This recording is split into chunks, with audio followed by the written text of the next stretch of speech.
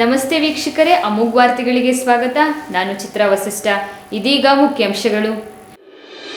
ಜಯ ಕರ್ನಾಟಕ ಜನಪರ ವೇದಿಕೆ ಹಾಗೂ ಈಶಾ ಚೈತನ್ಯ ಮದ್ಯ ವ್ಯಸನಿ ಮುಕ್ತ ಕೇಂದ್ರ ಇವರ ಸಹಯೋಗದಲ್ಲಿ ಕರ್ನಾಟಕ ರಾಜ್ಯೋತ್ಸವ ಕಾರ್ಯಕ್ರಮ. ಗೌರವ ಅಧ್ಯಕ್ಷರಾದ ಡಾಕ್ಟರ್ ಕೆಪಿಎಸ್ ಪ್ರಮೋದ್ ಅವರಿಂದ ನಶೆ ಮುಕ್ತಿ ಜೀವನಕ್ಕೆ ಕಿವಿಮಾತು. ಮತ್ತು ಅರಕಲಗೂಡಿನಲ್ಲಿ ಮಾಜಿ ಸಚಿವ ಎ ಮಂಜು ಅವರ ಹುಟ್ಟುಹಬ್ಬ ಹಾಗೂ 70ನೇ ಕನ್ನಡ ರಾಜ್ಯೋತ್ಸವ ಕಾರ್ಯಕ್ರಮ. ಹಾಸನ ಜಿಲ್ಲೆಯ ಪ್ರಭುತ್ವದ ರಾಜಕಾರಣಿಗಳಲ್ಲಿ ಮಾಜಿ ಸಚಿವ ಎ ಮಂಜು ಒಬ್ಬರು. ಕಾರ್ಯಕ್ರಮದಲ್ಲಿ ಉಪಸ್ಥಿತರಿದ್ದ ಮಾಜಿ ಸಚಿವ ಎಚ್.ಡಿ. ರೇವಣ್ಣ ಬಣ್ಣನೆ. ವಾರ್ತೆಗಳ ವಿವರ. ಹಾಸನ ತಾಲೂಕಿನ ಮುಸ್ತೇನಹಳ್ಳಿಯ ಈಶಾ ಚೈತನ್ಯ ಮದ್ಯ ವ್ಯಸನಿ ಮುಕ್ತ ಕೇಂದ್ರದಲ್ಲಿ ಜಯ ಕರ್ನಾಟಕ ಜನಪರ ವೇದಿಕೆಯ ಸಹಯೋಗದಲ್ಲಿ ಕರ್ನಾಟಕ ರಾಜ್ಯೋತ್ಸವವನ್ನು ಅದ್ದೂರಿಯಾಗಿ ಆಚರಿಸಲಾಯಿತು. ನಶೆ ಮುಕ್ತಿ ಸಂದೇಶದೊಂದಿಗೆ ಕನ್ನಡದ ಗೌರವವನ್ನು ಸಾರುವ ಈ ವಿಶೇಷ ಕಾರ್ಯಕ್ರಮದಲ್ಲಿ ರಾಷ್ಟ್ರಪ್ರೇಮ, ಸಂಸ್ಕೃತಿ ಹಾಗೂ ಸಾಮಾಜಿಕ ಬದ್ಧತೆಯ ಪರಿಮಳ ಹರಡಿತು. ಜಯ ಕರ್ನಾಟಕ ಜನಪರ ವೇದಿಕೆಯ ಗೌರವಾಧ್ಯಕ್ಷರು ಹಾಗೂ ಅಮೋಘ್ ವಾಹಿನಿಯ ಮುಖ್ಯಸ್ಥರಾದ ಡಾಕ್ಟರ್ ಕೆಪಿಎಸ್ ಪ್ರಮೋದ್ ಕಾರ್ಯಕ್ರಮಕ್ಕೆ ಮುಖ್ಯ ಅತಿಥಿಯಾಗಿ ಆಗಮಿಸಿ ಕನ್ನಡ ತಾಯಿಗೆ ನಮನ ಸಲ್ಲಿಸಿದರು.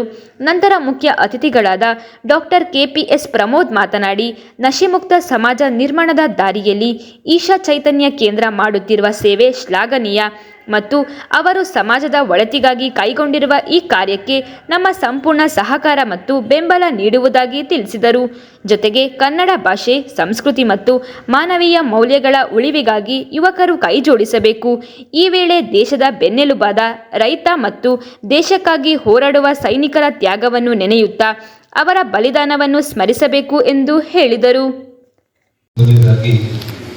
ತಾಯಿ ಭುವನೇಶ್ವರಿಯ ಪಾದಾರವಿಂದಗಳಿಗೆ ನಮಸ್ಕಾರಗಳನ್ನು ತಿಳಿಸ್ತಾ, ಈ ದಿನ 70ನೇ ಕನ್ನಡ ರಾಜ್ಯೋತ್ಸವವನ್ನು ನಾವೇನು ಆಚರಿಸ್ತಾ ಇದ್ದೀವಿ, ತಮ್ಮೆಲ್ಲರಿಗೂ ಕೂಡ ಶುಭಾಶಯಗಳನ್ನ ತಿಳಿಸ್ತಾ, ವೇದಿಕೆ ಮೇಲಿರ್ತಕ್ಕಂಥ ಎಲ್ಲ ಸಹೃದಯರೇ ಮತ್ತು ಇಲ್ಲಿ ನಡೆದಿರ್ತಕ್ಕಂಥ ಎಲ್ಲ ಆತ್ಮೀಯ ಜಯ ಕರ್ನಾಟಕ ಸಂಘಟನೆಯ ಸದಸ್ಯರೇ ಮತ್ತು ಈ ಒಂದು ಫೌಂಡೇಶನ್ನ ಎಲ್ಲ ಸದಸ್ಯರು,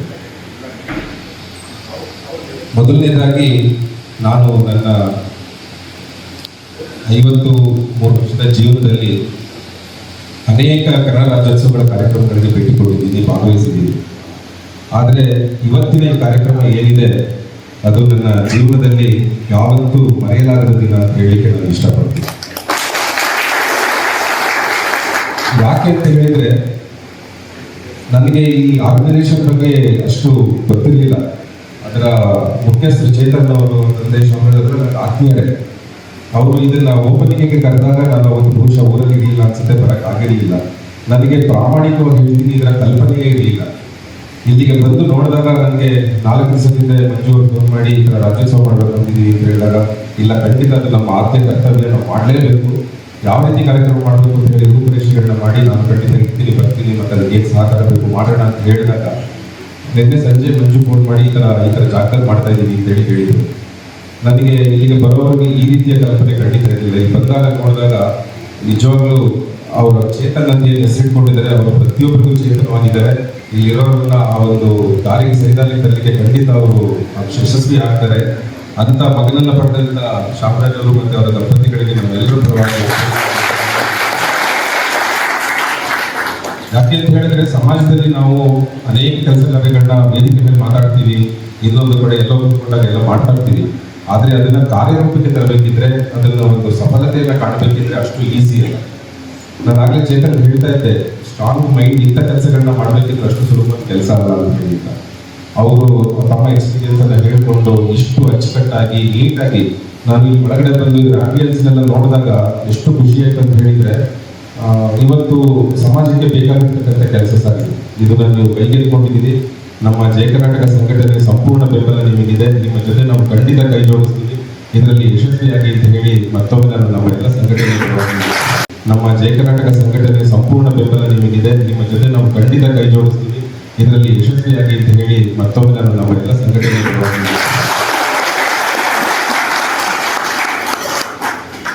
ಅನೇಕರು ಮಾತಾಡ್ತಾ ಕರ್ನಾಟಕದ ಬಗ್ಗೆ, ಕನ್ನಡದ ಬಗ್ಗೆ ಎಲ್ಲ ಹೇಳ್ತಾ ಇದ್ರು.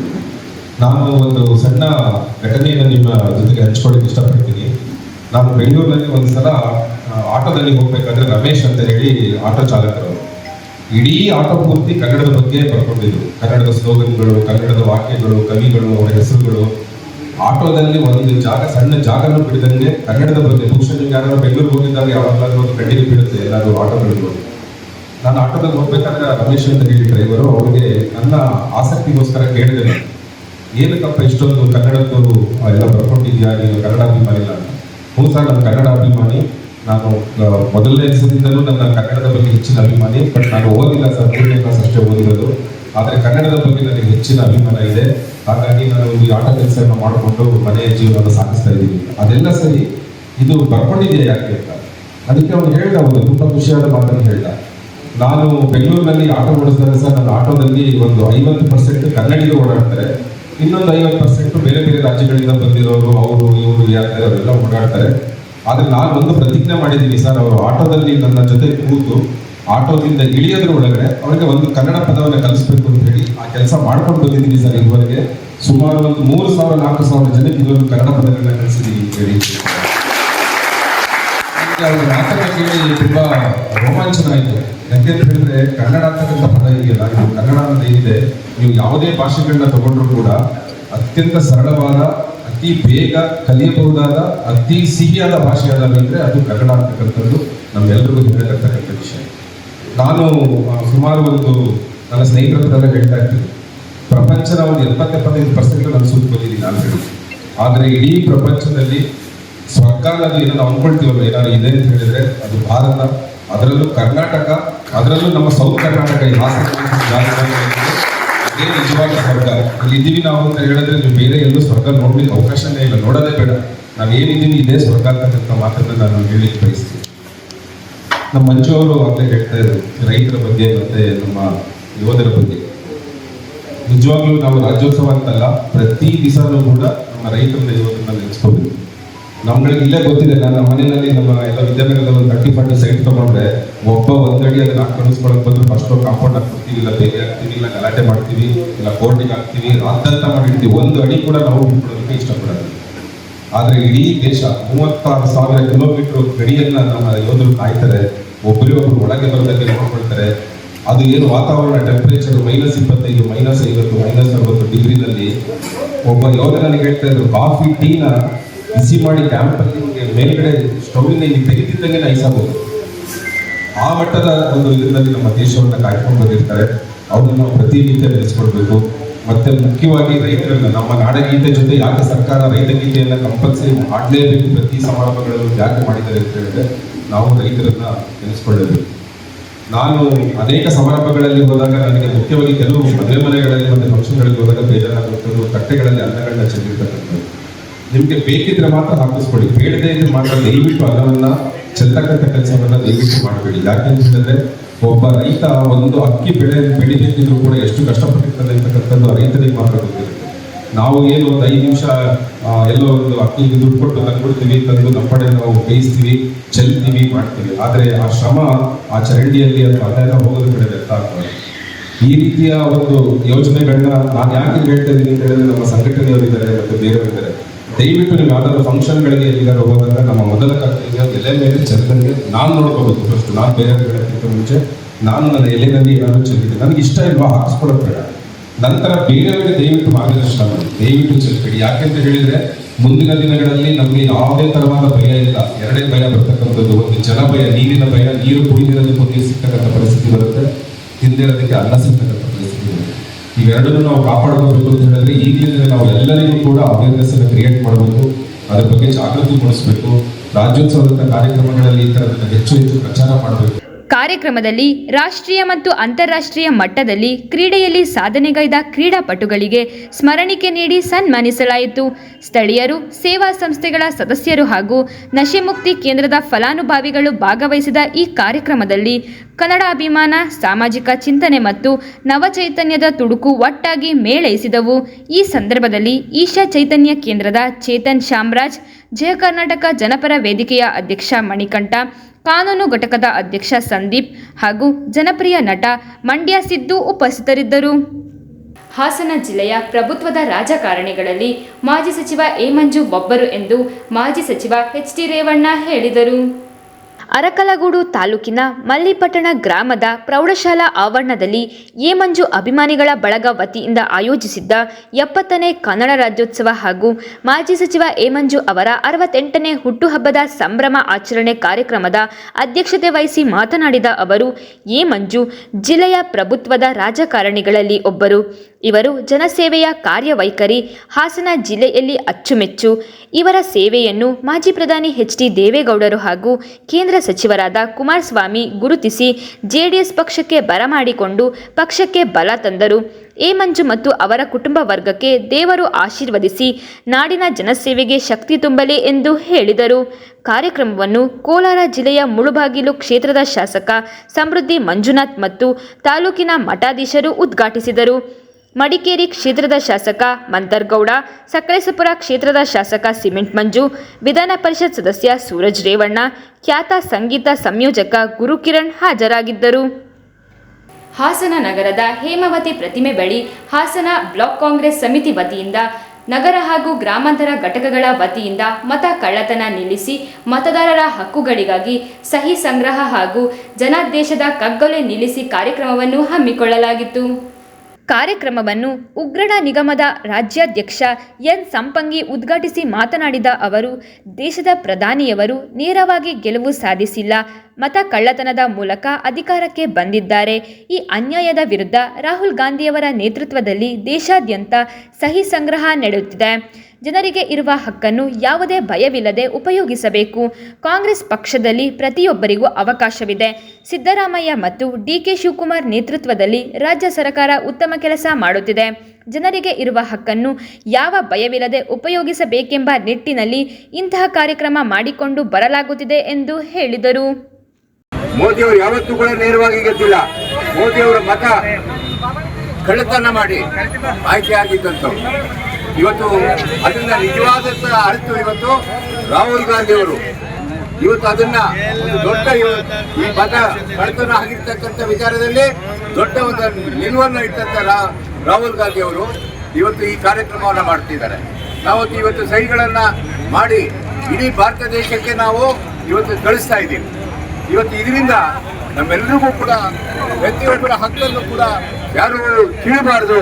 ಪ್ರತಿ ಯಾರ ಹಕ್ಕಿದೆ ಆ ಹಕ್ಕನ್ನು ಅವರೇ ಉಪಯೋಗಿಸಬೇಕು ಅನ್ನೋ ಒಂದು ಕಾರಣದಿಂದ ಇವತ್ತಿನ ಕಾರ್ಯಕ್ರಮಗಳನ್ನ ನಾವೆಲ್ಲರೂ ಕೂಡ ಮಾಡ್ಕೊಂಡು ಬರ್ತಾ ಇದ್ದೀವಿ.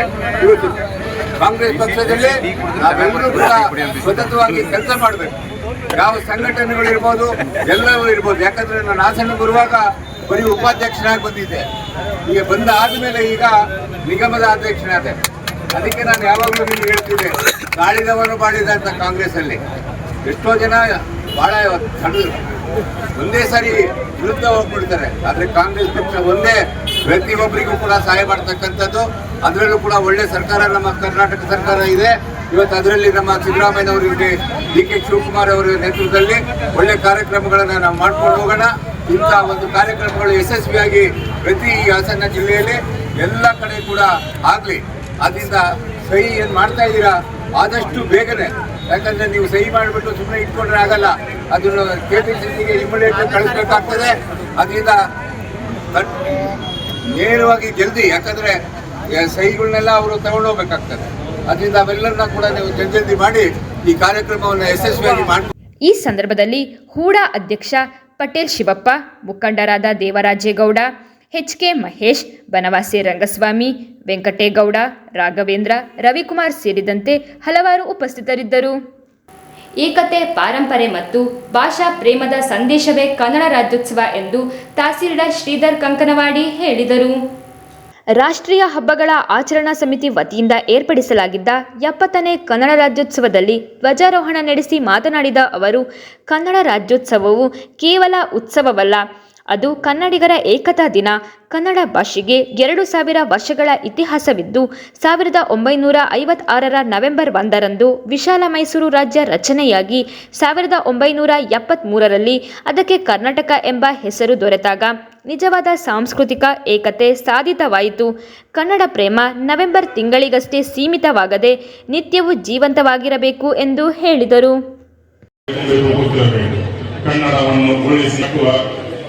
ಕಾಯಕ ನಿರಂತರವಾಗಿರಬೇಕು. ವಿಶ್ವ ಪರಂಪರೆಗೆ ಸೇರಿದ ಹೆಮ್ಮೆಯ ಬೇಲೂರು ಚೆನ್ನಕೇಶವ ದೇವಾಲಯ, ಹಳೆಬೀಡಿನ ಹೊಯ್ಸಳೇಶ್ವರ ದೇವಾಲಯ ಶಿಲ್ಪಕಲೆಗಳ ತವರೂರಾದ ಹೊಯ್ಸಳ ನಾಡಿನಲ್ಲಿರುವುದು ನಿಜಕ್ಕೂ ಹೆಮ್ಮೆಯ ವಿಷಯವೇ ಸರಿ. ಸುಮಾರು 1500 ವರ್ಷಗಳ ಹಿಂದಿನಲ್ಲಿ 16 ಸಾಲುಗಳಲ್ಲಿ ಕೆತ್ತಲ್ಪಟ್ಟಿರುವ ಹರ್ಮಿಣಿ ಶಾಸನವು ನಮ್ಮ ತಾಲೂಕಿನಲ್ಲಿ ಇದೆ ಎಂದು ಹೇಳಲು ಅತ್ಯಂತ ಸಂತಸ ಪಡಿಸುತ್ತದೆ. ಇತ್ತೀಚೆಗೆ ಕನ್ನಡ ರಕ್ಷಣಾ ವೇದಿಕೆಗಳು ಪ್ರತಿ ವರ್ಷ ಅಲ್ಲಿಂದ ಕನ್ನಡ ಜ್ಯೋತಿಯನ್ನು ತಂದು ಕನ್ನಡ ರಾಜ್ಯೋತ್ಸವವನ್ನು ಆಚರಿಸುವುದು ನಮಗೆಲ್ಲರಿಗೂ ಸಂತೋಷದ ವಿಷಯವಾಗಿದೆ. ಈ ಶಾಸಕ ಎಚ್.ಕೆ. ಸುರೇಶ್ ಮಾತನಾಡಿ, ಕನ್ನಡ ರಾಜ್ಯೋತ್ಸವವು ನಮ್ಮ ಆತ್ಮಗೌರವದ ಹಬ್ಬವಾಗಿದೆ. ಕನ್ನಡ ನಮ್ಮ ಗುರುತು, ನಮ್ಮ ಅಸ್ತಿತ್ವ ಮತ್ತು ನಮ್ಮ ನಾಡಿನ ಆತ್ಮವನ್ನೇ ಪ್ರತಿಬಿಂಬಿಸುತ್ತದೆ. ಕನ್ನಡದ ಬೆಳವಣಿಗೆ ಕೇವಲ ಸರ್ಕಾರದ ಹೊಣೆಗಾರಿಕೆ ಅಲ್ಲ, ಪ್ರತಿ ನಾಗರಿಕನ ಕರ್ತವ್ಯವೂ ಆಗಿದೆ. ತಂತ್ರಜ್ಞಾನ, ಶಿಕ್ಷಣ, ವ್ಯಾಪಾರ ಮತ್ತು ಆಡಳಿತದ ಎಲ್ಲ ಕ್ಷೇತ್ರಗಳಲ್ಲಿ ಕನ್ನಡ ಬಳಕೆಯನ್ನು ವಿಸ್ತರಿಸಬೇಕು. ಯುವ ಪೀಳಿಗೆ ಕನ್ನಡದ ಮೂಲಗಳನ್ನು ತಿಳಿದು ಅದರ ಸಾಹಿತ್ಯ, ಸಂಸ್ಕೃತಿ ಮತ್ತು ಪಾರಂಪರೆಯ ಬಗ್ಗೆ ಹೆಮ್ಮೆ ಪಟ್ಟು ಬದುಕಬೇಕು. ಕನ್ನಡದಲ್ಲಿ ಬದುಕುವುದು ಅಭಿಮಾನ ಎಂದು ಹೇಳಿದರು. ಇಡೀ ಭಾರತದಲ್ಲಿ ಅತಿ ಹೆಚ್ಚು ಎಲ್ಲ ರಾಜ್ಯಗಳಿಗಿಂತ ಸಮೃದ್ಧಿಯನ್ನ ಹೊಂದಿರತಕ್ಕಂಥ, ಎಲ್ಲರನ್ನ ವಿಶ್ವಾಸಕ್ಕೆ ತಗೊಂಡು ಹೋಗ್ತಕ್ಕಂಥ ಯಾವ್ದಾದ್ರು ಒಂದು ರಾಜ್ಯ ಇದೆ ಅಂದ್ರೆ ಅದು ಹೆಮ್ಮೆಯಿಂದ ಹೇಳ್ಬೇಕು, ನಮ್ಮ ರಾಜ್ಯ, ನಮ್ಮ ಕರ್ನಾಟಕ ರಾಜ್ಯ ಅಂತಕ್ಕಂಥದ್ದನ್ನ ನಾವು ಈ ಸಂದರ್ಭ ಹೇಳಬೇಕಾಗುತ್ತೆ. ಇವತ್ತು ಕರ್ನಾಟಕ ರಾಜ್ಯದಲ್ಲಿ 224 ಕ್ಷೇತ್ರ ಇದೆ. ಬಹುಶಃ 224 ಕ್ಷೇತ್ರದಲ್ಲಿ ಕನ್ನಡಕ್ಕೆ ಹೆಚ್ಚು ನೆರವನ್ನು ಕೊಡ್ತಕ್ಕಂಥ, ವಿಶ್ವದ ಎಲ್ಲ ಜನ ಬಂದಂತ ಪ್ರೀತಿಸ್ತಕ್ಕಂತಹ ಯಾವ್ದಾದ್ರು ಒಂದು ಕ್ಷೇತ್ರ ಇದೆ ಅಂದ್ರೆ ಅದು ಬೇಲೂರು ಅಂತಕ್ಕಂಥದ್ದು ಸಹ ನಾವು ಹೆಮ್ಮೆಯಿಂದ ಹೇಳಬೇಕಾಗ್ತದೆ. ಯಾಕಂದ್ರೆ ಕನ್ನಡ ಹಾಡಿನಲ್ಲೇ ಇದೆ, ಯಾವುದೇ ಧರ್ಮ ಜಾತಿ ಇಲ್ಲ ಅಂತಕ್ಕಂಥ, ಹಿಂದೂ, ಕ್ರೈಸ್ತ, ಮುಸಲ್ಮಾನ ಅಂತಕ್ಕಂಥದ್ದು. ಇಲ್ಲಿ ಯಾವುದೇ ಭೇದ ಭಾವ ಇಲ್ಲ. ಎಲ್ಲರನ್ನ ಒಳಗೊಂಡಂತಹ ಸಮೃದ್ಧಯವನ್ನ ಹೊಂದಿರತಕ್ಕಂಥ ಇದು ಬೇಲೂರು ವಿಧಾನಸಭಾ ಕ್ಷೇತ್ರ ಅಂತಕ್ಕಂಥದ್ದನ್ನ ನಾನು ಈ ಸಂದರ್ಭ ಹೇಳಬೇಕಾಗತ್ತೆ. ಇವತ್ತು 70ನೇ ವರ್ಷದ ಕನ್ನಡ ರಾಜ್ಯೋತ್ಸವವನ್ನ ಬಹುಶಃ ಹೃದಯ ಭಾಗದಲ್ಲಿ, ಬೇಲೂರಿನ ಹೃದಯ ಭಾಗ ಯಾವಂದ್ರೆ ಇದೇ ಬಸ್ ಸ್ಟ್ಯಾಂಡ್, ಇದೇ ಚೆನ್ನಕೇಶ್ವರ ಸ್ವಾಮಿ, ಇದೇ ಹೈಸ್ಕೂಲ್ ಫೀಲ್ಡ್, ಕರ್ನಾಟಕ ರಾಜ್ಯದವರು. ಆದ್ರೆ ಇಡೀ ಪ್ರಪಂಚವಿರ್ತಕ್ಕಂಥ, ಇಡೀ ದೇಶವಿರ್ತಕ್ಕಂಥ ಸಂದೇಶವನ್ನ ಇವತ್ತು ನಮ್ಮ ರಾಜ್ಯಕ್ಕೆ ಹೆಗ್ಗಳಿಕೆಯ ಒಬ್ಬ ಕವಿಯಾಗಿ ಹೊರಹೊಮ್ಮಿದ್ದಾರೆ ಅಂದರೆ ತಪ್ಪಾಗಲಾರದು. ಹಾಗಾಗಿ ಇವತ್ತು ಹಲ್ಮಿಡಿ ತಮಗೆಲ್ಲ ಗೊತ್ತಿದ್ದಂಗೆ ಇವತ್ತು ಪ್ರಥಮ ಶಿಲಾನ್ಯಾಸವನ್ನು ಹೊಂದಿರತಕ್ಕಂಥ ಹಲ್ಮಿಡಿ ಗ್ರಾಮ, ಇವತ್ತು ಅನೇಕ ಸಾರ್ವಜನಿಕರು ಅಲ್ಲಿ ಬಂದು ಕನ್ನಡದ ಪ್ರಥಮ ಶಿಲಾನ್ಯಾಸವನ್ನು ನೋಡಬೇಕು ಅಂತಕ್ಕಂಥ ದೂರದೃಷ್ಟಿಯನ್ನು ಹೊಂದಿ ಬರ್ತಕ್ಕಂಥದ್ದು. ಅದಕ್ಕೆ ಕನ್ನಡ ಪರ ಸಂಘಟನೆಗಳು ಸಹ ಅದಕ್ಕೆ ಹೆಚ್ಚು ಒತ್ತನ್ನು ಕೊಟ್ಟು, ನಾನು ಪ್ರಥಮವಾಗಿ ಶಾಸಕನಾದ ನಂತರ ಅವರ ಒಂದು ಬೇಡಿಕೆ ಇತ್ತು, ಅಲ್ಲಿಗೆ ರಸ್ತೆ ಸಂಪರ್ಕ ಇಲ್ಲ, ಆ ರಸ್ತೆಯನ್ನು ಮಾಡಿಸಬೇಕಂತ. ಸುಮಾರು 9 ಕೋಟಿ ರೂಪಾಯಿ ಅನುದಾನವನ್ನ ಆ ರಸ್ತೆಗೆ ಹಾಕಿ ಇವತ್ತು ರಸ್ತೆ ಅಭಿವೃದ್ಧಿಯನ್ನ ಮಾಡಿ, ಅಲ್ಲೂ ಸಹ ಅನೇಕ ಮೂಲಭೂತ ಸೌಕರ್ಯಗಳಿದೆ. ಈಗಾಗಲೇ ಸರ್ಕಾರಕ್ಕೆ ಮನವಿಯನ್ನ ಮಾಡಿದ್ದೀನಿ, ಈ ಒಂದು ಕನ್ನಡದ ಪ್ರಥಮ ಶಿಲಾನ್ಯಾಸವನ್ನ ಅಭಿವೃದ್ಧಿಯನ್ನ ಮಾಡಬೇಕು, ಅಲ್ಲಿ ಬಂದಂತವರಿಗೆ ತಂತಕ್ಕಂಥದ್ದು ಮೂಲಭೂತ ಸೌಕರ್ಯಗಳನ್ನ ಮಾಡಬೇಕು ಅಂತಕ್ಕಂಥದ್ದನ್ನ ಈಗಾಗಲೇ ಮನವಿಯನ್ನ ಮಾಡಿದ್ರಿ.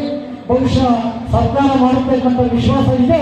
ಇಲ್ಲಾಂದ್ರೆ ಮುಂದಿನ ದಿವಸಗಳಲ್ಲಿ ಸಾರ್ವಜನಿಕರ ನೆರವನ್ನ ತಗೊಂಡು ಈ ಒಂದು ಹಲ್ಮಿಡಿ ಗ್ರಾಮವನ್ನ ಅಭಿವೃದ್ಧಿಯನ್ನ ಮಾಡತಕ್ಕಂಥ ಕೆಲಸವನ್ನ ನಾವು.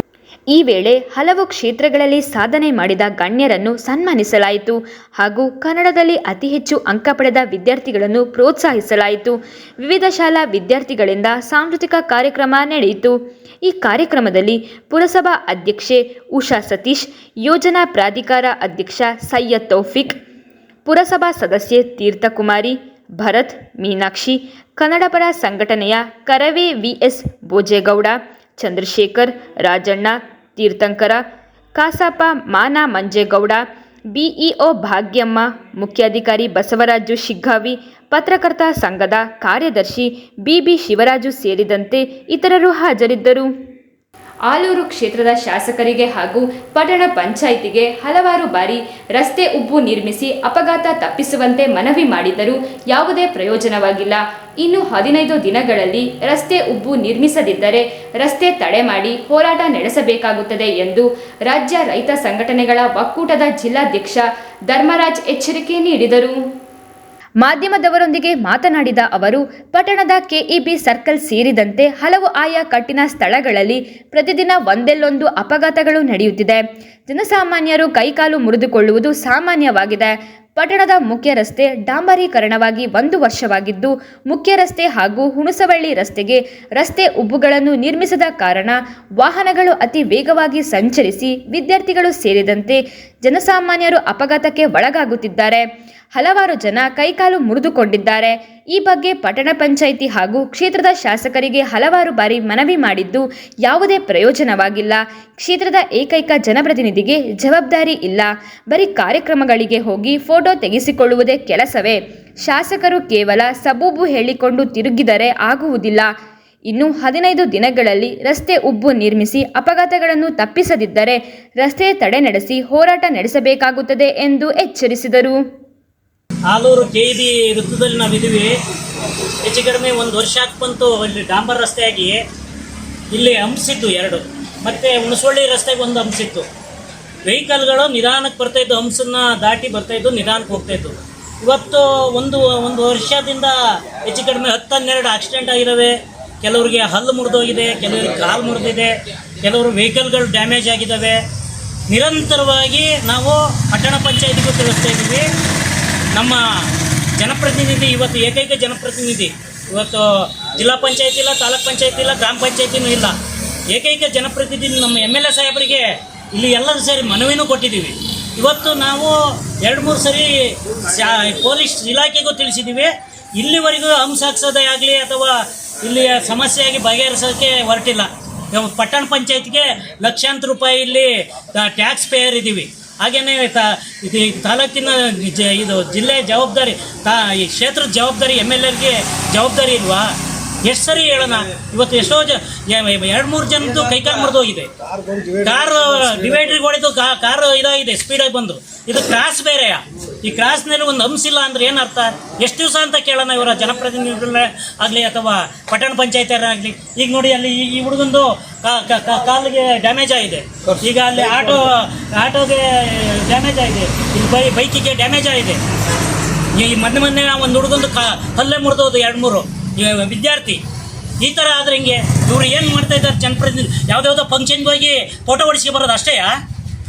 ಜನರದ್ದು ಕೆಲಸ ಯಾವನು ಮಾಡ್ತಾ ಇರೋನು? ಜವಾಬ್ದಾರಿ ಯಾವುದು ಕೊಟ್ಟಾರ ಅವ್ರಿಗೆ? ಕೂಡಲೇ ಇದನ್ನು ಕ್ರಮ ತಗೊಂಡೋದ್ರೆ ಇನ್ನೊಂದು ವಾರದಲ್ಲಿ ಇವರ ವಿರುದ್ಧವಾಗಿ ನಮ್ಮ ಹೋರಾಟವನ್ನು ಹಮ್ಮಿಕೊಳ್ತೀವಿ. ಎಷ್ಟು ದಿವಸ ಅಂತ ಬಿಡೋಕ್ಕಾಗುತ್ತೆ? ರಸ್ತೆ ತಡೆ ಮಾಡ್ತೀವಿ, ಪೊಲೀಸ್ ಇಲಾಖೆ ಕೊಡ್ತೀವಿ. ಅದು ಯಾವನ ಬತ್ತಲ್ಲಿ ಬರಲಿ, ನಮ್ಮನ್ನು ಕೇಳೋದು ಇಲ್ಲಿ ರಸ್ತೆ ತಡೆ ಮಾಡಿದವ್ರು ಕೇಳಿ. ಇನ್ನೊಂದು 15 ದಿವಸದೊಳಗೆ ಕ್ರಮ ತಗೋಬೇಕು. ಇವರು 7 ಸರಿ ಕೊಡೋಣ ಅರ್ಜಿ 106 ಸರಿ ಕೊಟ್ಟೈತೆ ಪಟ್ಟಣ ಪಂಚಾಯತಿಗೆ, ಮತ್ತು ಪೊಲೀಸ್ ಇಲಾಖೆ, ಮತ್ತು ಜನಪ್ರತಿನಿಧಿ MLA ಸಾಹೇಬರಿಗೆ. ಇವರು ಬರೀ ಸಬು ಬೇಡಿಕೆ ತಿರ್ಗೋದಲ್ಲ, ಫಸ್ಟು ಇಂಥ ಸಮಸ್ಯೆಗಳನ್ನ ಜನರಿಗೆ ಆಕ್ಸಿಡೆಂಟ್ ಆಗೋದನ್ನ ತಪ್ಪಿಸ್ಬೇಕು ಅಂದರೆ ಇಲ್ಲಿ ಹಂಸ ಹಾಕಿಸ್ಬೇಕು. ಕೂಡಲೇ ಕ್ರಮ ತಗೊಂಡವ್ರೆ ಇನ್ನು 15 ದಿವಸದೊಳಗೆ ನಮ್ಮ ಹೋರಾಟ ಶುರು ಮಾಡ್ತೀವಿ ಇಲ್ಲಿ. ಈ ಸಂದರ್ಭದಲ್ಲಿ ಸ್ಥಳೀಯರಾದ ಅಶೋಕ್ ಹುಣಸವಳ್ಳಿ, ಮಂಜುನಾಥ್, ಕುಮಾರ್ ಕಿರಹಳ್ಳಿ ಹಾಜರಿದ್ದರು. ಇದೀಗ ಜಾಹೀರಾತು. ಗೋಲ್ಡ್ ನಿಮ್ಮ ಚಿನ್ನನ ಹಿಂದೆ ಸೇಲ್ ಮಾಡಿ. ಸೇಲಿವರ್ ಗೋಲ್ಡ್ ನಿಮ್ಮ ಚಿನ್ನವನ್ನು ಹಿಂದೆ ಸೇಲ್ ಮಾಡಿ. ಸೇಲಿವರ್ ಗೋಲ್ಡ್ ಎಲ್ಲರೂ ಚಿನ್ನನ ಸೇಲ್ ಮಾಡಿ ಅಂತ ಹೇಳ್ತಿದ್ದಾರೆ. ಆದ್ರೆ ನಮ್ಮ ಅಜ್ಜಿ, ತಂದೆ, ತಾಯಿ ಕೊಟ್ಟಂತ ಉಡುಗೊರೆಯ ಒಡವೆಗಳು ಹರಾಜು ಹೋಗ್ತಿವೆ. ಯಾರು ಒಡವೆಗಳನ್ನ ಉಳಿಸ್ಕೊಳ್ಳಿ ಅಂತ ಹೇಳ್ತಿಲ್ಲ. ನಮ್ಮ ಬೆನಕ ಗೋಲ್ಡ್ ಕಂಪನಿಗೆ ಕಾಲ್ ಮಾಡಿ ನಿಮ್ಮ ಒಡವೆಗಳನ್ನ ಬಿಡಿಸಿ ಉಳಿಸಿಕೊಡುತ್ತೇವೆ. EMI ಮೂಲಕ ನಿಮ್ಮ ಒಡವೆಗಳನ್ನ ವಾಪಸ್ ಪಡೆಯೋ ಸುವರ್ಣ ಅವಕಾಶ ನಿಮ್ಮದಾಗಿಸಿಕೊಳ್ಳಿ. ನಿಮ್ಮ ನೆಮ್ಮದಿಯ ನಾಳೆಗಾಗಿ ಕಾಲ್ Benaka gold company 6366 111 999. Benaka Gold Company, we value you and your valuables. ದಕ್ಷಿಣ ಭಾರತದ ಹೆಸರಾಂತ ನಂಬರ್ 1 ಹಾಗೂ ನಂಬಿಕೆಗೆ ಅರ್ಹವಾದ ನಮ್ಮ ಬೆನಕ ಗೋಲ್ಡ್ ಕಂಪನಿಯು ನೀವು ಅಡ ಇಟ್ಟ ಚಿನ್ನವನ್ನು ಬಿಡಿಸಿಕೊಡುವುದಲ್ಲದೆ ಉಳಿಸಿಕೊಳ್ಳಲು ಸಹಕರಿಸುತ್ತದೆ. ಚಿನ್ನಕ್ಕೆ ಚಿನ್ನದಂತ ಬೆಲೆ ಬೇಕೆ? ಕಾಲ್ Benaka gold company 6366 111 999. Benaka Gold Company, we value you and your valuables. ನಾನು ಚಿಕ್ಕವನಾಗಿದ್ದಾಗ ಹುಟ್ಟದಬ್ಬ ಅಂದ್ರೆ ಚಾಕ್ಲೇಟ್. ಜೊತೆಯಾಗಿದ್ದರೆ ಎಲ್ಲರೂ ಸಿಹಿಯಾದ ಸಂಭ್ರಮವು, ಖುಷಿ ಇದ್ದರೆ ಎಲ್ಲೆಲ್ಲೂ ಪ್ರತಿದಿನವೂ ಸಡಗರವು. Camco Chocolates, spreading sweetness across India. ಹಾಸನದ ಪ್ರತಿಷ್ಠಿತ ಆಸ್ಪತ್ರೆಗಳಲ್ಲಿ ಒಂದಾದ ಸಹ್ಯಾದ್ರಿ ಮಲ್ಟಿ ಸ್ಪೆಷಾಲಿಟಿ ಆಸ್ಪತ್ರೆ ನಿಮ್ಮ ಆರೈಕೆಗೂ ಮೀರಿ ಒಂದು ನಂಬಿಕೆ ಎಂಬ ಧ್ಯೇಯೋದ್ದೇಶದೊಂದಿಗೆ ಮುನ್ನಡೆಯುತ್ತಿದೆ. ಹಾಸನದ ನಂಬರ್ 1 ಮೂತ್ರಪಿಂಡ ಶಾಸ್ತ್ರಜ್ಞ ಮತ್ತು ಕಸಿ ವೈದ್ಯರಾದ ಡಾಕ್ಟರ್ ಪವನ್ ಎಂ ರವರ ಸಾರಥ್ಯದಲ್ಲಿ ಜಿಲ್ಲೆಯಲ್ಲಿಯೇ ಏಕೈಕ ಚಾರ್ಕೋಲ್ ಡಯಾಲಿಸಿಸ್ ಚಿಕಿತ್ಸೆಯ ಸೌಲಭ್ಯವು ನಮ್ಮ ಆಸ್ಪತ್ರೆಯಲ್ಲಿ ಮಾತ್ರ ಲಭ್ಯ. ಡಾಕ್ಟರ್ ಹಬೀಬ್ ಉರ್ ರೆಹಮಾನ್ ಕನ್ಸಲ್ಟೆಂಟ್ ಫಿಸಿಷಿಯನ್ ಮತ್ತು ಮಧುಮೇಹ ತಜ್ಞರಾಗಿ ಸೇವೆ ಸಲ್ಲಿಸುತ್ತಿದ್ದು ಅಪಾರ ಜನರ ಮೆಚ್ಚುಗೆ ಗಳಿಸಿರುತ್ತಾರೆ. ಡಾಕ್ಟರ್ ಭಾರತಿ ರಾಜಶೇಖರ್ ಪ್ರಸೂತಿ ಮತ್ತು ಸ್ತ್ರೀರೋಗ ತಜ್ಞರು ಹಾಗೂ ಡಾಕ್ಟರ್ ಪ್ರತೀಕ್ಷಾ ವಿಜಯ್ ಪ್ರಸೂತಿ ಮತ್ತು ಸ್ತ್ರೀರೋಗ ತಜ್ಞರಾಗಿದ್ದು ಇವರೆಲ್ಲರ ಅತ್ಯುತ್ತಮವಾದ ಚಿಕಿತ್ಸಾ ಸೌಲಭ್ಯದೊಂದಿಗೆ ಸಹ್ಯಾದ್ರಿ ಮಲ್ಟಿ ಸ್ಪೆಷಾಲಿಟಿ ಆಸ್ಪತ್ರೆಯು ಕಾರ್ಯನಿರ್ವಹಿಸುತ್ತಿದೆ. ನಮ್ಮ ಆಸ್ಪತ್ರೆಯಲ್ಲಿ ನರರೋಗ, ಮೂಳೆ ತಜ್ಞರು, cancer, ENT, urologist, gastroenterology, trauma centre, general surgeon, hi-tech modular operation theatre, MICU ಮತ್ತು NICU ಸೌಲಭ್ಯಗಳು ನಮ್ಮ ಆಸ್ಪತ್ರೆಯಲ್ಲಿ ಲಭ್ಯವಿವೆ.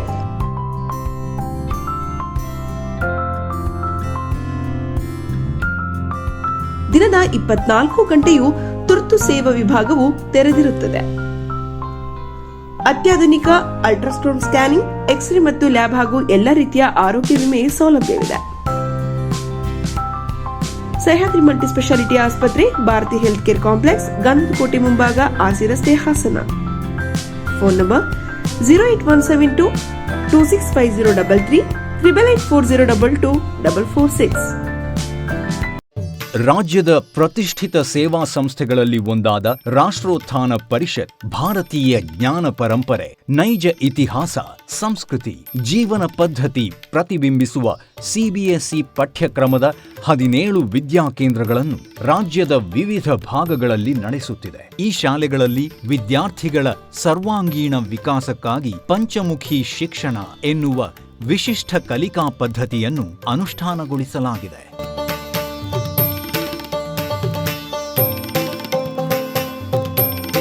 ಹಾಸನದಲ್ಲಿ ಕಾರ್ಯನಿರ್ವಹಿಸುತ್ತಿರುವ ರಾಷ್ಟ್ರೋತ್ಥಾನ ವಿದ್ಯಾಕೇಂದ್ರವು ಗುಣಮಟ್ಟದ ಶಿಕ್ಷಣವನ್ನು ವಿದ್ಯಾರ್ಥಿಗಳಿಗೆ ಖಾತರಿಪಡಿಸುತ್ತದೆ.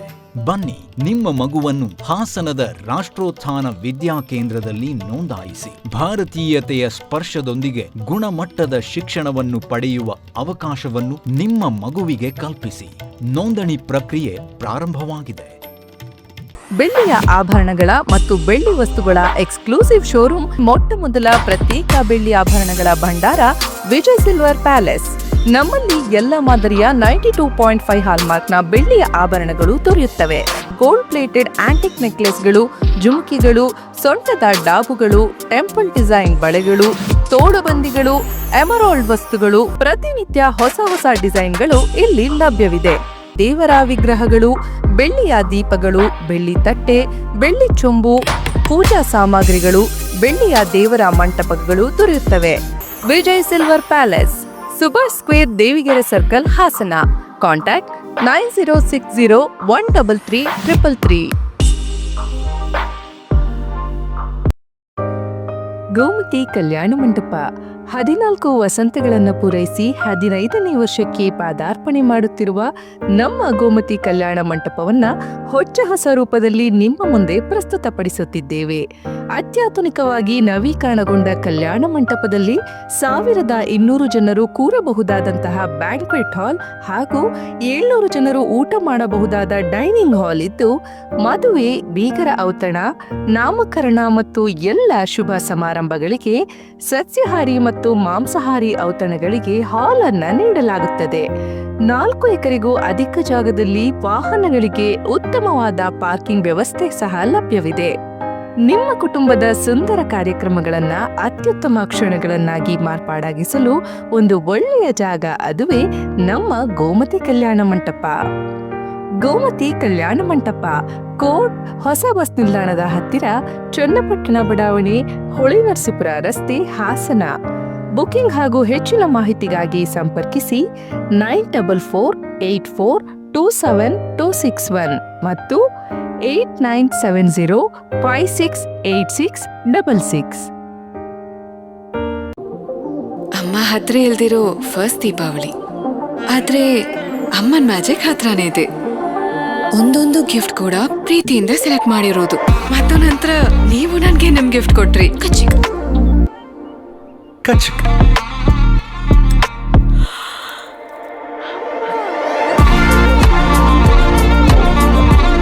ಕಚಕ್. ಚಿನ್ನದಂತ ನೆನಪುಗಳೊಂದಿಗೆ ಈ ದೀಪಾವಳಿ ಭೀಮದ ಜೊತೆಗೆ. ಮತ್ತೊಮ್ಮೆ ಅಮೋಘ ವಾರ್ತೆಗಳಿಗೆ ಸ್ವಾಗತ.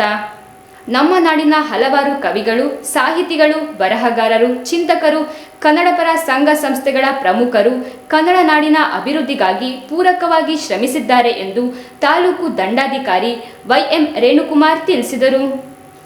ಅವರು ರಾಷ್ಟ್ರೀಯ ಹಬ್ಬಗಳ ಆಚರಣೆ ಸಮಿತಿ ವತಿಯಿಂದ ಪಟ್ಟಣದ ಬಯಲುರಂಗ ಮಂದಿರದ ಆವರಣದಲ್ಲಿ ಆಯೋಜಿಸಿದ್ದ 70ನೇ ವರ್ಷದ ಕನ್ನಡ ರಾಜ್ಯೋತ್ಸವ ಕಾರ್ಯಕ್ರಮದಲ್ಲಿ ಧ್ವಜಾರೋಹಣ ನೆರವೇರಿಸಿ ಮಾತನಾಡುತ್ತಾ, ಒಂದು ದಿವಸಕ್ಕೆ ಮಾತ್ರ ಕನ್ನಡದ ಹಬ್ಬವನ್ನು ಸೀಮಿತಗೊಳಿಸದೆ ನಿತ್ಯವೂ ಕನ್ನಡದ ಮಹತ್ವ ಸಾರುವ ನಿಟ್ಟಿನಲ್ಲಿ ಮುಂದಾಗಬೇಕೆಂದು ಹೇಳಿದರು. ಈ ದಿನ ನವೆಂಬರ್ 1 ನಮಗೆಲ್ಲ ಕನ್ನಡದ ಹಬ್ಬ. ನವೆಂಬರ್ 1 ಕನ್ನಡ ಭಾಷೆ ಮಾತೃಭಾಷೆ. ಎಲ್ಲಾದರೂ ಇರು, ಎಂತಾದರೂ ಇರು, ಎಂದೆಂದಿಗೂ ನೀ ಕನ್ನಡವನಾಗಿರು ಎಂಬ ಕವಿ ವಾಕ್ಯದ ಮುಂದೆ ನಿಮ್ಗೆ ಗೊತ್ತಿದೆ ನಮ್ಮ ಭಾಷೆನ ಯಾವ ರೀತಿ ಬೆಳೆಸಬೇಕು, ಯಾವ ರೀತಿ ಅಭಿವೃದ್ಧಿಪಡಿಸಬೇಕು. ಕನ್ನಡ ನಮ್ಮ ಹಬ್ಬ, ಮನೆ ಮನೆಗಳ ಹಬ್ಬ. ಏಕೆಂದರೆ ಇವತ್ತು ಬೆಳಿಗ್ಗೆ ಮೆರವಣಿಗೆ ಸ್ಟಾರ್ಟ್ ಆಯಿತು, ನೋಡಿರ್ಬೋದು ನೀವೆಲ್ಲ ಮೆರವಣಿಗೆಯಲ್ಲಿ 200 ಅಡಿಗಳ ಉದ್ದದ ಒಂದು ಕನ್ನಡ ಬಾವುಟವನ್ನು ತಯಾರಿಸಿ ಮೆರವಣಿಗೆಯಲ್ಲಿ ಮೆರಗು ನೀಡುತ್ತಕ್ಕಂತಹ ಒಂದು ದೃಶ್ಯವನ್ನು ನೀವು ನೋಡಿದಿರಿ. ಹಾಗೂ ರೈತರ ಸಂಕೇತ, ವ್ಯವಸಾಯದ ಒಂದು ದೃಷ್ಟಿಕೋನ, ಅದರ ಅಡಿಯಲ್ಲಿ 2 ಜೋಡಿಗಳ ಒಂದು ಎತ್ತುಗಳನ್ನು ನಾವು ಮೆರವಣಿಗೆಯಲ್ಲಿ ಮಾಡಿದ್ದೀವಿ. ಕಾರಣ ಇಷ್ಟೇ, ವ್ಯವಸಾಯಕ್ಕೆ ಎಷ್ಟು ಒತ್ತನ್ನು ಕೊಡಬೇಕು ನಾವು ಅಂತೇಳಿ.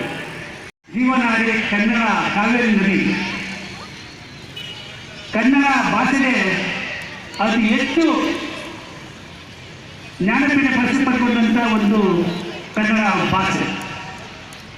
ಎಂತೆಂಥ ಕವಿಗಳು ನಮ್ಮನ್ನು ಕನ್ನಡಕ್ಕೆ, ಕನ್ನಡ ಅಭಿವೃದ್ಧಿಗೆ, ಕನ್ನಡ ನಾಡಿಗೆ ಹೆಚ್ಚು ಸೇವೆಯನ್ನು ಸಲ್ಲಿಸಿದ ಮಹನೀಯರನ್ನು ನಾವು ಇವತ್ತು ನೆನಪಬೇಕು.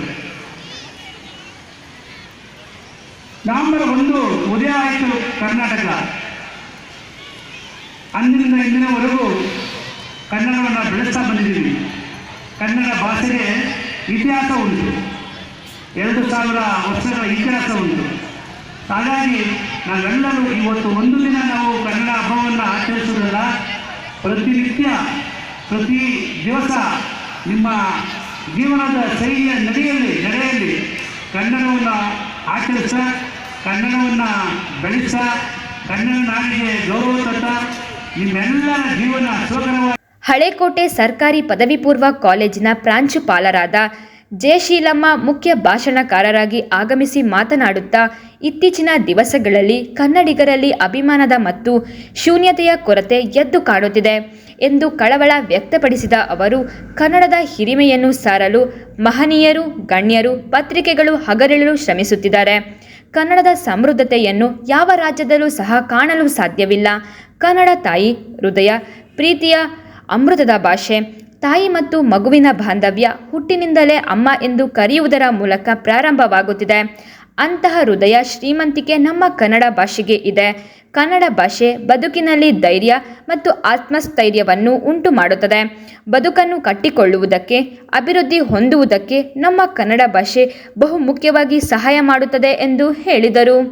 ನಮಗೆ ಕನ್ನಡಿಗರಾದ ನಮಗೆ ಕನ್ನಡ ಬರೀ ಭಾಷೆಯಲ್ಲ, ಅದು ತಾಯಿಯ ಭಾಷೆ, ಹೃದಯದ ಭಾಷೆ, ಪ್ರೀತಿಯ ಭಾಷೆ ಮತ್ತು ಅಮೃತತ್ವದ ಭಾಷೆ. ಇಂತಹ ಭಾಷೆಯನ್ನು ಮಾತನಾಡುತ್ತಿರುವಂತಹ ನಾವು ಕನ್ನಡವನ್ನು ಇವತ್ತು ಉಳಿಸಿ ಬೆಳೆಸಿ ಅದನ್ನು ಮುಂದಿನ ಪೀಳಿಗೆಗೆ ಕೊಡುವಂತಹ ಒಂದು ಕೆಲಸವನ್ನು ನಾವು ಮಾಡಬೇಕಾಗಿದೆ. ಒಬ್ಬ ವ್ಯಕ್ತಿಯ ಜೀವನ ಅವನ ಭಾಷೆಯಿಂದ ಪ್ರಾರಂಭವಾಗುತ್ತದೆ. ಅವನ ಕನಸು, ಅವನ ಶಕ್ತಿ, ಅವನ ಸಾಮರ್ಥ್ಯ, ಅವನ ಸಾಧ್ಯತೆ, ಅವನ ನೆನಪು, ವೈಶಿಷ್ಟ್ಯ ಎಲ್ಲವೂ ಭಾಷೆಯಿಂದ ಬಿಂಬಿತವಾಗುತ್ತದೆ. ನೋಡಿ, ಕನ್ನಡ ನುಡಿ ಎಷ್ಟು ಚಂದ, ಇಂಪಿನ, ಸೊಂಪಿನ, ತಂಪಿನ ನಮ್ಮ ಕನ್ನಡ ನುಡಿಯನ್ನು ನಾವು ಆಡ್ತಾ ಇದ್ದರೆ ಅದರ ಒಳಕೆ ಬೇರೆ ರೀತಿಯಲ್ಲಿ ಇದೆ. ಹಾಗಾಗಿ ಕನ್ನಡ ಭಾಷೆಯನ್ನು ಭಾರತದ ಎಲ್ಲ ಭಾಷೆಗಳ ರಾಣಿ ಅಂತ ಹೇಳಿ ನಾವು ಕರೀತೇವೆ. ಈ ಸುಂದರವಾದಂತಹ ಭಾಷೆ ಪ್ರಾರಂಭವಾಗುವುದು ಪವಿತ್ರವಾದ ಸಂಬಂಧ, ಪ್ರಪಂಚದಲ್ಲೇ ಅಂತ ಹೇಳಿ ಕರೆಯುವಂತಹ ತಾಯಿ ಮಗುವಿನ ಸಂಬಂಧದೊಂದಿಗೆ ಆರಂಭ ಆಗುತ್ತದೆ. ತಾಯಿ ತನ್ನ ಮಗುವಿಗೆ ಜೋಗುಳವನ್ನು ಆಡುವುದರ ಜೊತೆಯಲ್ಲಿ ಮಗು ಅಮ್ಮ ಎನ್ನುವಂತಹ ತೊದಲ ನುಡಿಯ ಜೊತೆಯಲ್ಲಿ ಈ ಮಾತೃಭಾಷೆ ನಮಗೆ ಜೀವನವನ್ನು, ಧೈರ್ಯವನ್ನು, ಸ್ಥೈರ್ಯವನ್ನು ಮತ್ತು ಎಲ್ಲವನ್ನ ನಮಗೆ. ವೇದಿಕೆಯಲ್ಲಿ ಪುರಸಭೆ ಅಧ್ಯಕ್ಷ ಪ್ರಸನ್ನ, ವಿವಿಧ ಇಲಾಖೆ ಅಧಿಕಾರಿಗಳಾದ ಶಿವಶಂಕರ್, ಸೋಮಶೇಖರ್, ಸೋಮಲಿಂಗೇಗೌಡ ಸೇರಿದಂತೆ ಕೆಲವು ಪುರಸಭಾ ಸದಸ್ಯರುಗಳು ಉಪಸ್ಥಿತರಿದ್ದರು. ಹಲವು ಕ್ಷೇತ್ರಗಳಲ್ಲಿ ಗಣನೀಯವಾಗಿ ಸೇವೆ ಸಲ್ಲಿಸಿದ ಸಾಧಕರನ್ನು ಸನ್ಮಾನಿಸಿ ಗೌರವಿಸಲಾಯಿತು. ದೇಶದಲ್ಲೇ ಸಂಪತ್ತು ಭರಿತವಾದ ರಾಜ್ಯ ಅದು ನಮ್ಮ ಕರ್ನಾಟಕ ರಾಜ್ಯ ಎಂದು ಮಾಜಿ ಸಚಿವ ಎ ಮಂಜು ಹೇಳಿದರು. ಪಟ್ಟಣದ ಕಾಲೇಜು ಆವರಣದಲ್ಲಿ ತಾಲೂಕು ಆಡಳಿತ ಮತ್ತು ರಾಷ್ಟ್ರೀಯ ಹಬ್ಬಗಳ ಆಚರಣೆ ಸಮಿತಿ ಆಯೋಜಿಸಿದ್ದ 70ನೇ ಕನ್ನಡ ರಾಜ್ಯೋತ್ಸವ ಕಾರ್ಯಕ್ರಮದ ಅಧ್ಯಕ್ಷತೆ ವಹಿಸಿ ಮಾತನಾಡಿದ ಅವರು, ನಮ್ಮ ರಾಜ್ಯ ಕರ್ನಾಟಕ ಎಂದು ನಾಮಕರಣಗೊಂಡಿದ್ದು ಮಾಜಿ ಮುಖ್ಯಮಂತ್ರಿ ದೇವರಾಜ ಅರಸು ಅವರ ಕಾಲದಲ್ಲಿ. ಇದಕ್ಕೆ ಹಗಲು ಇರುಳು ಹೋರಾಟ ನಡೆಸಿದ್ದು ಕನ್ನಡ ಪರ ಹೋರಾಟಗಾರರು ವಾಟಾಳ್ ನಾಗರಾಜ್. ಈ ನಮ್ಮ ಕನ್ನಡ ನಾಡು ದೇಶದಲ್ಲೇ ಸಂಪತ್ತು ಸಮೃದ್ಧಿ ಭರಿತವಾದ ಕ್ಷೇತ್ರವಾಗಿದೆ. ನದಿಗಳು, ದಟ್ಟವಾದ ಕಾಡು ಹಾಗೂ ಫಲವತ್ತಾದ ಕೃಷಿ ಭೂಮಿಯನ್ನು ಹೊಂದಿರುವ ಏಕೈಕ ರಾಜ್ಯ ಅದು ನಮ್ಮ ಕರ್ನಾಟಕ ರಾಜ್ಯ. ಇಂತಹ ಸ್ಥಳದಲ್ಲಿ ರಾಜರು, ಋಷಿಗಳು, ಕನ್ನಡ ಪರ ಹೋರಾಟಗಾರರು, ಕವಿಗಳು, ಸಾಹಿತಿಗಳು, ಚಿಂತಕರು, ಕಲಾವಿದರು ಹೀಗೆ ಹಲವು ವಿವಿಧ ಕ್ಷೇತ್ರದಲ್ಲಿ ಸಾಧನೆಗೈದ ಮಹಾನ್ ವ್ಯಕ್ತಿ ಜನಿಸಿದ ಪುಣ್ಯ ಕ್ಷೇತ್ರವಾಗಿದೆ ಎಂದು ತಿಳಿಸಿದರು. ನವೆಂಬರ್ 1ನೇ ತಾರೀಕು ರಾಜ್ಯೋತ್ಸವದ ಆಚರಣೆ ಮಾಡ್ತಕ್ಕಂಥದ್ದು ಸಂಪ್ರದಾಯವಾಗಿ ಬಂದಿರತಕ್ಕಂಥದ್ದು. ಈ ರಾಜ್ಯೋತ್ಸವ ಮತ್ತೆ ಕರ್ನಾಟಕ ಅಂತ ಬಂದಿದಂಥ ಹೆಸರು ಯಾರಿಂದ ಅಂತ ಹೇಳಿದ್ರೆ ದೇವರಾಜ ಅರಸು ಅವರ ಕಾಲದಲ್ಲಿ ನಾಮಕರಣ ಆಯಿತು. ಇದಕ್ಕೆ ಹುಟ್ಟು ಹೋರಾಟವನ್ನು ಮಾಡಿದಂಥವ್ರು ವಾಟಾಳ್ ನಾಗರಾಜ್ ಅವರು ಅಂತ ನಾವು ಇವತ್ತು ಜ್ಞಾಪಿಸ್ಕೋಬೇಕು. ಇವತ್ತು ಕರ್ನಾಟಕ ತಹಸೀಲ್ದಾರ್ ಹೇಳಿದ್ರಾಗಲೇ ಇಡೀ ದೇಶದಲ್ಲೇ ಎಲ್ಲ ರಾಜ್ಯ ಒಂದು ಥರ ಆದರೆ ನಮ್ಮ ಕರ್ನಾಟಕ ರಾಜ್ಯ ಭಾರಿ ಸಮೃದ್ಧವಾಗಿ ನೆಮ್ಮದಿಯಿಂದ ಎಲ್ಲ ಥರವಾದಂಥ ಹೊಳೆಗಳಿರ್ತಕ್ಕಂಥದ್ದು ಇರ್ಬೋದು, ಬೆಳೆಗಳು ಬೆಳೆಯುವಂಥದ್ದಾಗ್ಬೋದು, ಸಂಪತ್ತು ಭರಿತವಾದಂಥ ರಾಜ್ಯ ಯಾವುದಾದ್ರು ದೇಶದಲ್ಲಿದ್ದರೆ ಅದು ಕರ್ನಾಟಕ ರಾಜ್ಯ ಅಂತ ಅನ್ನೋದನ್ನು ನಾವು ಯಾರು ಮರಿಬಾರ್ದು. ಅದಕ್ಕೆ ನಮ್ಮ ಪೂರ್ವಿಕರು ಇಲ್ಲಿ ನಾವೆಲ್ಲ ಹುಟ್ಟಿರ್ತಕ್ಕಂಥದ್ದು ನಮ್ಮ ಪುಣ್ಯ. ಇವತ್ತು ರಾಜ್ಯೋತ್ಸವದ ದಿನಾಚರಣೆ ದಿನ ತಾವೆಲ್ಲರೂ ಭಾಗಿಯಾಗಿದ್ದೀರಿ, ಯಶಸ್ವಿಯಾಗಿ ಮಾಡಿದ್ದೀರಿ. ಮಕ್ಕಳು ಕೂಡ ಚೆನ್ನಾಗಿ ಪ್ರದರ್ಶನವನ್ನು ಕೊಟ್ಟಿದ್ದಾರೆ, ಪೇರೆಂಟ್ಸ್ಗಳು ಕೂಡ ನೋಡಿದ್ದೀರಿ. ಜೊತೆಗೆ ರಾಜ್ಯೋತ್ಸವ ಜೊತೆಗೆ ಮಕ್ಕಳು ಬಗ್ಗೆ ಗಮನವನ್ನು ಕೊಡಬೇಕು, ವಿದ್ಯಾವಂತರಾಗಬೇಕು. ಇವತ್ತು ಬದಲಾವಣೆಯೇ ವಿದ್ಯೆಯಿಂದ ಮಾತ್ರ ಬದಲಾವಣೆಗೆ ಸಾಧ್ಯ ಆಗ್ತದೆ ಅಂತ ಹೇಳಿ ಈ ರಾಜ್ಯೋತ್ಸವದ ಶುಭಾಶಯಗಳನ್ನು ಮತ್ತೊಮ್ಮೆ ಕೇಳಿ. ಕಾರ್ಯಕ್ರಮದಲ್ಲಿ ತಹಸೀಲ್ದಾರ್ ಸೌಮ್ಯ, ತಾಲೂಕು ಪಂಚಾಯತ್ ಕಾರ್ಯನಿರ್ವಾಹಕ ಅಧಿಕಾರಿ ಶ್ರೀನಿವಾಸ್, ಪಟ್ಟಣ ಪಂಚಾಯಿತಿ ಮುಖ್ಯಾಧಿಕಾರಿ ನಾಗೇಂದ್ರ ಕುಮಾರ್ ಮತ್ತಿತರರು ಹಾಜರಿದ್ದರು. ವಿದ್ಯಾರ್ಥಿಗಳು ಗುರುವನ್ನು ಮೀರಿಸಿ ಮೇಲೆ ಬಂದಾಗ ಗುರುವಿಗೆ ಬದುಕಿನ ಸಂತೃಪ್ತಿಯ ಅನುಭವ ಉಂಟಾಗುತ್ತದೆ. ಕೃತಜ್ಞತಾ ರೂಪವಾಗಿ ಭಾರತಕ್ಕೆ ಮರಳಿದಾಗ ತನ್ನ ಬಳಿ ಬಂದು ಅದೇ ವಿನಮ್ರತೆಯಿಂದ ನಡೆದುಕೊಂಡಾಗ ಗುರುವಿನ ಬದುಕು ಸಾರ್ಥಕವೆಂದೆನಿಸಿಕೊಳ್ಳುತ್ತದೆ ಎಂದು ಟೈಮ್ಸ್ ಗುರುಕುಲ ವಿದ್ಯಾಸಂಸ್ಥೆಯ ಸಂಸ್ಥಾಪಕ ಅಧ್ಯಕ್ಷರಾದ ಶ್ರೀಯುತ ಎಬಿ ಸುರೇಂದ್ರ ಕುಮಾರ್ ಹೇಳಿದರು. ಟೈಮ್ಸ್ ಗುರುಕುಲ ಶಾಲಾ ಅಂಗಳದಲ್ಲಿ ಆಯೋಜಿಸಿದ್ದ ವಿಜ್ಞಾನ ವಸ್ತು ಪ್ರದರ್ಶನವನ್ನು ಹಾಗೂ ಟೈಮ್ಸ್ ಪದವಿ ಪೂರ್ವ ಕಾಲೇಜಿನ ವತಿಯಿಂದ ಸ್ವಾದೋತ್ಸವ ಎಂಬ ಆಹಾರ ಮೇಳ ಕಾರ್ಯಕ್ರಮವನ್ನು ಉದ್ಘಾಟಿಸಿ ಮಾತನಾಡುತ್ತಾ, ಮೌಲ್ಯತೆಯನ್ನು ತೆರೆಯಲು ಇರುವ ಏಕೈಕ ಮಾರ್ಗವೆಂದರೆ ಇದು ವೈಚಾರಿಕತೆ. ಈ ನಿಟ್ಟಿನಲ್ಲಿ ವಿದ್ಯಾರ್ಥಿಗಳನ್ನು ಮುನ್ನಡೆಸಬೇಕಾದ ಕರ್ತವ್ಯ ಶಿಕ್ಷಣ ಸಂಸ್ಥೆಗಳ ಮೇಲೆ. ಇಲ್ಲಿರುವ ವಿದ್ಯಾರ್ಥಿಗಳಲ್ಲಿ 2-3 ವಿದ್ಯಾರ್ಥಿಗಳಾದರೂ ವಿಜ್ಞಾನಿಗಳೆಂದೆನಿಸಿಕೊಂಡಲ್ಲಿ ಈ ಕಾರ್ಯಕ್ರಮ ಹಾಗೂ ತಮ್ಮ ಸಂಸ್ಥೆಗೆ ಸಾರ್ಥಕತೆಯ ಗರಿ ದೊರಕುತ್ತದೆ. ಆದುದರಿಂದ ಪೋಷಕರು ತಮ್ಮ ಮಕ್ಕಳನ್ನು ಕೇವಲ ವೈದ್ಯಕೀಯ ಮತ್ತು ತಾಂತ್ರಿಕ ವೃತ್ತಿಯೊಳಗೆ ಗಮನ ಹರಿಸದೆ ವಿಜ್ಞಾನಿಗಳಾಗುವ, ಆ ಮೂಲಕ ದೇಶದ ಸಂಪತ್ತು ಎಂದೆನಿಸಿಕೊಳ್ಳುವ ಹೊಣೆಗಾರಿಕೆಗೆ ಮಕ್ಕಳನ್ನು ಅಣಿಗೊಳಿಸಬೇಕೆಂದು ಹೇಳಿದರು. ನಾವು ಪ್ರತಿ ವರ್ಷ ಈ ಸೈನ್ಸ್ ಎಕ್ಸಿಬಿಷನ್ ಮತ್ತೆ ಕ್ಯಾಂಟೀನ್ ಡೇನ ಮಾಡೋದಿಲ್ಲ. ನಾವು ಯಾಕೆಂದರೆ ಆಲ್ಟರ್ನೇಟ್ ಇಯರ್ಸ್ ನಾವು ಮಾಡ್ತಾ ಬರ್ತೀವಿ. ನಮ್ಮ ಲಾಸ್ಟ್ ಇಯರ್ ಇದ್ದಂತಹ ಬೇರೆ ಕಾರ್ಯಕ್ರಮಗಳಿತ್ತು, ಹಾಗಾಗಿ ಈ ವರ್ಷ ಈ ಒಂದು ಕಾರ್ಯಕ್ರಮನ ಹಮ್ಮಿಕೊಂಡಿದ್ದೀವಿ. ಭಾಳ ಅಚ್ಚುಕಟ್ಟಾಗಿ ಭಾಳ ಅದ್ಧೂರಿಯಾಗಿ ನೆರವೇರಿದೆ. ಕಾರಣ ಇಷ್ಟೇ, ಈ ಕಾರ್ಯಕ್ರಮವನ್ನು ಇದನ್ನು ನಡೆಸಬೇಕು ಅಂತ ನಾವು ಡಿಸೈಡ್ ಮಾಡಿದ ಮೇಲೆ ನಿನ್ನೆ ರಾತ್ರಿ 1 ಗಂಟೆವರೆಗೂ ನಮ್ಮ ಇಡೀ ತಂಡ ಕೆಲಸ ಮಾಡಿದೆ. ಸೊ ಅವರಿಗೆ ನನ್ನ ವೈಯಕ್ತಿಕವಾಗಿ ಅಭಿನಂದನೆ ಸಲ್ಲಿಸ್ತಾ ಹೋಗ್ತೀನಿ. ಇವತ್ತು ನೀವೇನು ಇದೆಲ್ಲ ನೋಡ್ತಾ ಇದ್ದೀರಾ, ಬ್ಯಾಕ್ ಸೈಡಲ್ಲಿ ನೀವೆಲ್ಲ ನೋಡ್ತಾ ಇದ್ದೀರಾ, ಆ ಒಂದು ಅರೇಂಜ್ಮೆಂಟು ಬಹಳ ಅಚ್ಚುಕಟ್ಟಾಗಿ ಬಹಳ ಕಷ್ಟಪಟ್ಟು ಮಾಡಿದ್ದಾರೆ. ಅವರಿಗೆ ನಾನು ಸಲ್ಯೂಟ್ ಮಾಡ್ತಾ ಬರ್ತೀನಿ. ಅಷ್ಟು ಸುಲಭ ಅಲ್ಲ ಈ ಒಂದು ಕಾರ್ಯಕ್ರಮವನ್ನು ನಡೆಸೋ ಅಂಥದ್ದು. ಮತ್ತು ಈಗಾಗಲೇ ನಮ್ಮ ಎಲ್ಲ ಹೇಳಿದ್ದಾರೆ, ಬಟ್ ನಾನೊಂದು 2 ಮಾತನ್ನು ನಮ್ಮ ವಿದ್ಯಾರ್ಥಿಗಳ ಬಗ್ಗೆ ಹೇಳಬೇಕು. ಫಸ್ಟ್, ನಮ್ಮ ವಿನೀತ್ ಭಾರದ್ವಾಜ್ ನನ್ನ ಅಚ್ಚುಮೆಚ್ಚಿನ ವಿದ್ಯಾರ್ಥಿ. ಇವತ್ತು ಇಲ್ಲಿ ನಾವು ನಿಂತು ಇಷ್ಟು ಧೈರ್ಯವಾಗಿ ಮಾತಾಡ್ತಾ ಇದ್ದೀವಿ, ಈ ಎತ್ತರಕ್ಕೆ ಬೆಳೆದಿದ್ದೀವಿ ಅಂದರೆ ಆ ಬ್ಯಾಚ್ನಲ್ಲಿ ಇದ್ದಂಥ ವಿದ್ಯಾರ್ಥಿಗಳೇ ಕಾರಣ. ಯಾಕೆಂದರೆ ಅವರು ಡೌಟ್ಸ್ ಕೇಳ್ಕೊಂಡು ಬಂದರೆ ನಾವು ರಾತ್ರಿ 1 ಗಂಟೆವರೆಗೆ ಓದ್ತಾ ಇದ್ದು. ಯಾಕೆಂದರೆ ಆ ಡೌಟ್ಸ್ ಅಷ್ಟು ಕಷ್ಟ ಇರ್ತಾ ಇತ್ತು, ಅವರಿಗೋಸ್ಕರ ನಾವು ಪಾಠ ಮಾಡ್ತಾ ಇದ್ದು. ಆ ಒಂದು ಯಶಸ್ಸೇ ಇಲ್ಲಿ ಬಂದು ನಾವು ಇಲ್ಲಕ್ಕೆ ಕಾರಣ ಆಗಿರೋ ಅಂಥದ್ದು. Thank you. ಕಾರ್ಯಕ್ರಮದಲ್ಲಿ ಸಂಜೀವ್ ಸಂಜಯ್ ಕೌರ್, ಡಾಕ್ಟರ್ ದಾಮೋದರನ್ ಪಾರ್ವತಿ ವಿಹಾರ್, ಡಾಕ್ಟರ್ ರಘುಪತಿ ರವರು ಹಾಗೂ ಶ್ರೀಮತಿ ನಯನಗೌಡ ಮಾತನಾಡುತ್ತಾ 500 ವಿದ್ಯಾರ್ಥಿಗಳು ವಿಜ್ಞಾನಿಗಳಾಗಲು ಹೊರಟಿರುವ ಉತ್ಸಾಹವನ್ನು ಕಂಡು ಹಾಗೂ ವ್ಯವಹಾರ ಜ್ಞಾನವನ್ನು ಹೊಂದಲು ಆಹಾರ ಮೇಳದಲ್ಲಿ ಪಾಲ್ಗೊಂಡಿದ್ದ ವಿದ್ಯಾರ್ಥಿಗಳನ್ನು ಕುರಿತು ಮುಂಬರುವ ಭಾವಿ ಭಾರತದ ಸದೃಢ ಕೈಗಳು ಎಂಬ ನಂಬಿಕೆ ನನಗಿದೆ.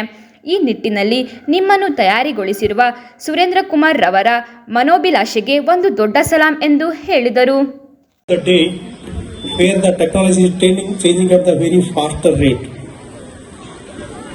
See, our students, if they know what to think, it is not sufficient for today. Because tomorrow's world, what we are going to see, definitely will not be the same as today's world. So, science and technology, and any field, if you take, the innovation is taking place at the very faster pace. So, what way we have to prepare our students, including teachers as well as the parents, we have to cultivate among our students not only what to think, but how to think. That gives you some courage and preparedness for the tomorrow's world, which is not known. Some surprises may come, some new things may come which are not expected in the tomorrow's world. So for this kind of platforms are very useful for bringing out the hidden talent among the students. See, our students have immense amount of hidden talent, but there is no proper platforms to bring out that one. There is no platform to ask the questions and get the right answers. So this kind of exhibitions, whatever the projects they have done on their own hand, it definitely gives them a immense amount of scientific tempo and innovative ideas and creative temperament. Basically, in and around, science starts in and around us. See, only thing what we need is how, why. These are the 2 answers which will make us to become a scientist. See, everybody thinks like mother, whatever she is cooking, see, it's basically science. So, likewise, the teachers who tell us, who guide us, and who inspire us to become what we are today. And this is very well done in this institute. So arranging an exhibition like Innovesta, wherein all students are happily participating. So it's a good thing to see the future scientists in new people. Whether you become scientist, teacher, doctor, engineer, that is immaterial. But the thing to participate, it is very, very important to be in this competitive world. So I urge the parents as well as teachers to encourage kids to participate in things. Whether winning or losing, that is immaterial. Participation is very, very important. So I congratulate the institute for arranging these things.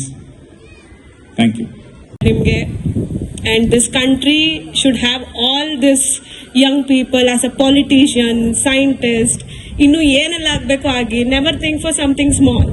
ಚಿಕ್ಕದಾಗಿ ಯೋಚನೆ ಮಾಡಬೇಡಿ. I am requesting parents as well,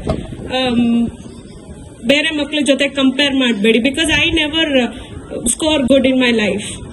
ನಂಗೆ ಚೆನ್ನಾಗಿ marks ಬರಬೇಕು ಅಂತ ನಾನು ಯಾವತ್ತೂ ಯೋಚನೆ ಮಾಡಿಲ್ಲ. ಎಕ್ಸಾಮ್ ಹಿಂದಿನ ನೈಟ್ ಓದ್ತಾ ಇದ್ದೆ, ಪಾಸ್ ಆಗ್ತಾ ಇದ್ದೆ. ಸರ್ ವಾಸ್ ಆಲ್ವೇಸ್ ಟೆಲಿಂಗ್ ನಿಂಗೆ ಟ್ಯಾಲೆಂಟ್ ಇದೆ, ಯಾಕೆ ಯೂಸ್ ಮಾಡಲ್ಲ? I didn't know why, but nobody thought me ಅದನ್ನ ಯಾಕೆ ಯೂಸ್ ಮಾಡಬೇಕು. And I request teachers also, please guide your student. Manners ಮಾಡು ಅನ್ನೋ ಬದಲು ಮ್ಯಾನರ್ಸ್ ಅಂದ್ರೆ ಏನು ಅಂತ. Let's go from basic. And these young people, I love all of them. I also have 2-year-old son.